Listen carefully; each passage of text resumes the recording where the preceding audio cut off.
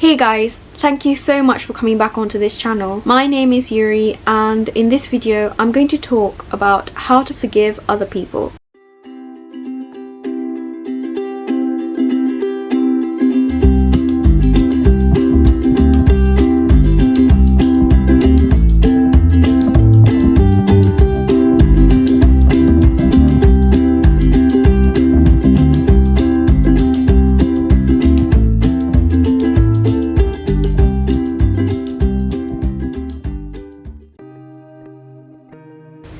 So this could be your parents, your friends, your family members, your colleagues, anybody. I'm going to have to put a disclaimer here to tell you that I'm not perfect and I still get angry with people. We all do, and there's nothing wrong with that. But I've come up with a list of 5 ways to forgive other people, and I hope this helps. So the first way to forgive others is to know that nobody is perfect, including your parents. We grow up thinking that our parents know everything, you know, they are experts, there's nothing that they don't know, right? And then we grow up and realize that, for a lack of a better word, they fucked us over in a way. But knowing that no one's perfect, especially your parents, is really helpful when it comes to forgiving them. You know, they've done their best and they've done what they thought they had to do at the time that they did it. In hindsight, we could say, well, they should have done this, they should have done that, but they didn't know that at the time. They only knew their experiences and what their parents taught them. So in a way, you want to lower your expectations when it comes to other people. When you have a high expectation of others and they don't meet it, you know, you end up being disappointed because you wanted something better that they couldn't deliver. So by knowing that 1, no one's perfect, and 2, by lowering your expectations, then you are one step closer to forgiving others. The second way that could help you to forgive others is to know that everyone comes into your life to teach you a lesson. And so in a way, it's an opportunity for us to be grateful for the experiences, especially the negative experiences, because negative experiences actually teach us what we don't want and what we don't want to do, what we don't want to have. And therefore we'd feel a lot more determined to not create that thing for ourselves and, you know, for our future children. Especially like if your parents did something that upset you, then you know not to do that to your children.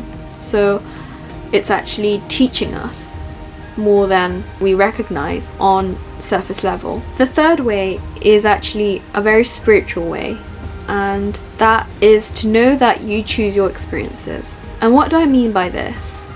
I mean that before we're born, we actually plan a lot of things that we want to experience before we come here. So even the negative experiences, when it comes down to it, we actually planned that. And that might be very difficult to believe, but it's a spiritual way of thinking, to know that we chose our experiences. And okay, I guess there's another way to explain this, and that is to say that even right now, even in this present moment, we are choosing everything, and we choose how we feel and how we react and how we process our experience.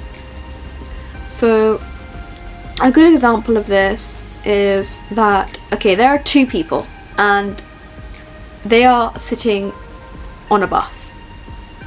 One person is looking outside out of the window and seeing the beautiful scenery and looking at how beautiful the journey is, while the other person is looking inside of the bus, not looking out of the bus, and looking at all the rubbish and all the crap that's on the floor.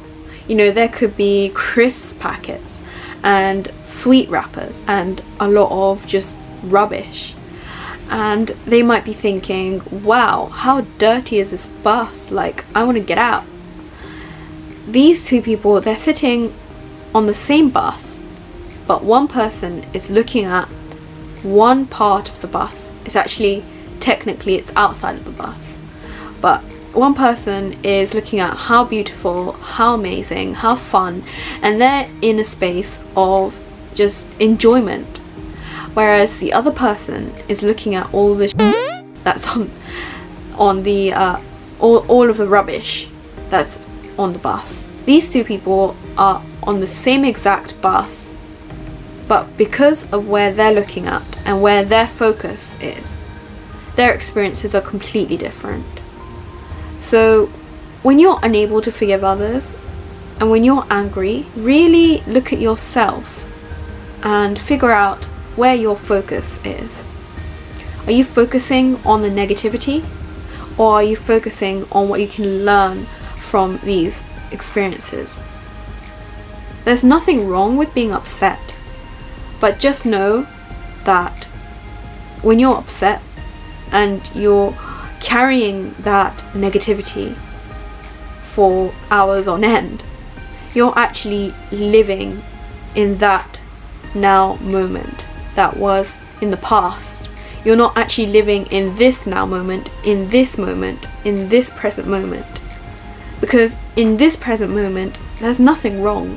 When you're here, there's nothing that's happening that's like upsetting you except what's in your mind, because our minds are so clever and we are able to remember things, but in a way that's actually not serving us, because when we're living in the past, you're not living in the present. So you always want to be living in the present moment, and in order to do that, you want to forgive the past.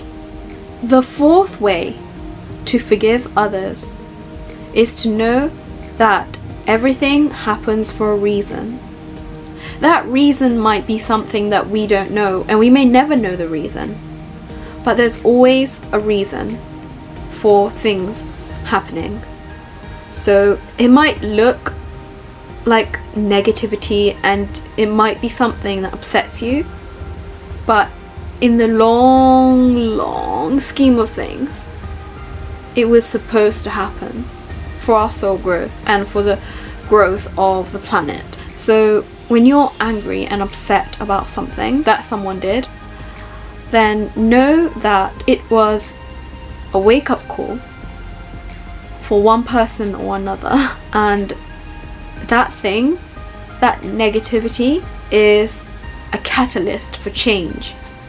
So when something happens that's really like annoying, or something happens that upsets you, know that in the grand scheme of things, it was supposed to happen in order to create change. You don't want to be focusing too much on this one tiny little event and looking at it just on its own and saying, oh, I'm so annoyed, I'm so angry, I'm never going to forgive them. Because that one tiny little thing might be the catalyst for a greater shift in the world. The fifth way in order to forgive is to love yourself enough to forgive others. What I mean by this is that when you're in that state of anger and frustration, you're actually torturing yourself, because you're saying that you don't deserve to be happy, you don't deserve to be free of that negativity. You're actually forcing yourself into this tiny box. I keep doing this gesture because anger and inability to forgive others is actually very restricting. But when you're angry, it's actually a sign that you're not putting yourself first. When you put yourself first, you know that nothing deserves your attention that much. No negativity deserves your attention that much to make you so angry. So by releasing your anger and forgiving, you're actually doing yourself a favor. It's actually more for you than for anybody else. So when you forgive, it doesn't mean that you're fine with what happened. It means that you accept it and you move on, and you're not tied down to this tiny little event that supposedly had nothing to do with you. So it's more to do with the other person than you anyway. But when you're affected so much by something or somebody, then you need to release it and really look at why you're angry, because it was only a trigger for a much deeper problem. And I guess that's where shadow work comes in, but that's for another video. Thank you so much for watching this video, and if you have any other tips and ways to forgive others, then please put them in the comment section down below and let's have a conversation. I would love to talk to you guys, and please feel free to like and subscribe if this video was helpful in any way, and I'll see you in another video. Bye.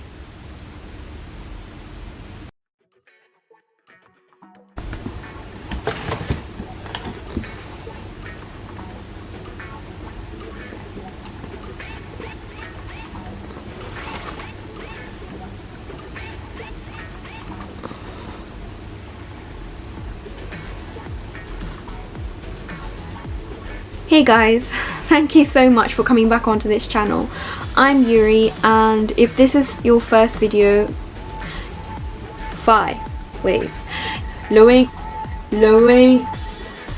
lowing.